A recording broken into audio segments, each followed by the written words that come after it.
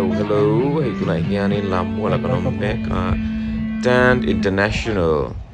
Tourism Mart 2022 pang turin hey kan thing do chia compare ang kan do na kan puang do na niya ang pun kan thlen hian hey stalls nei tu te ho hi chuan lo kim do vek to an dor chu ga until siam te until zor tu te an lo in rem fel do vek to alaya so in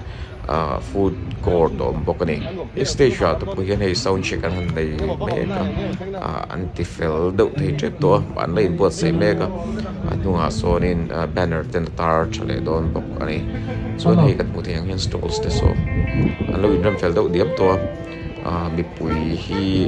tian som le chan ve hianin a hon na hun nei ani dona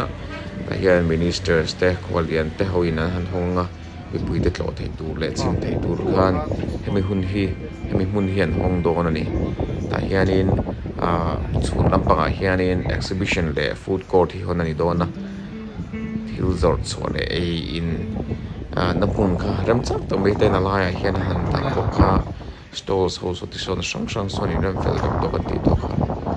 chuanin ke chu puang tu kan ni don ban ka lakim thek thei don lo stalls vel en ko lang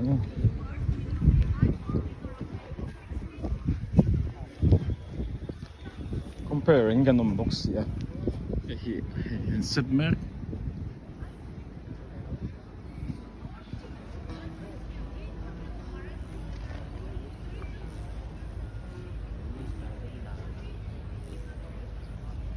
stalls kan en ko lang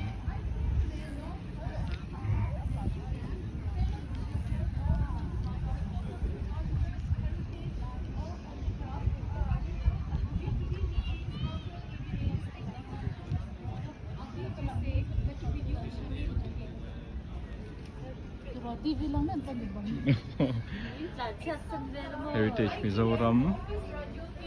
Hines Cafe Len Buang Handloom Sonin Ompui Handloom Si Ompui Handloom Zo Agri Business Nam Sang Tu Po Isalka ITM Nordic Raju ke Live Akon Khadi Weaving Village Industry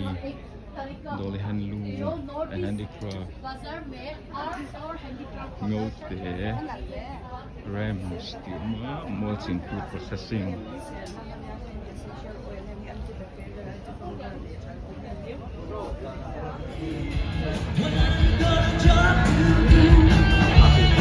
lai tak ai hianin food court siam ania stalls nei te ho tan le chim tu te ta nei tu tui nai tang lo bot sai stalls sang tam tak oma mizo kutsuak mizo pa mizo nu kutsuak thalai te na until siam pho chu tam tak om boka munomin mi ta tlei le mayan mizo te hi kan lo them thiamin kan kutsuak te hi ramdanga po thon chot lak tam tak om to ni ti hi chiang em mai ni e kan mu te hi mau tanga siam te then te hi chu mizo siam ani lo mi chu han ti thei tur ko pamoi tam ta kom to ri kalmana em ya heng te hi le thei le order thei ten an siam do vek maya e iduang chi lo design te lo ni po iduang design te po khan order thei vek ani he Mizoram product til cha sang mai ka oma chim tu te ta an le ki mata ni po hian in hlim omin furom ka ti em maya nuam ka ti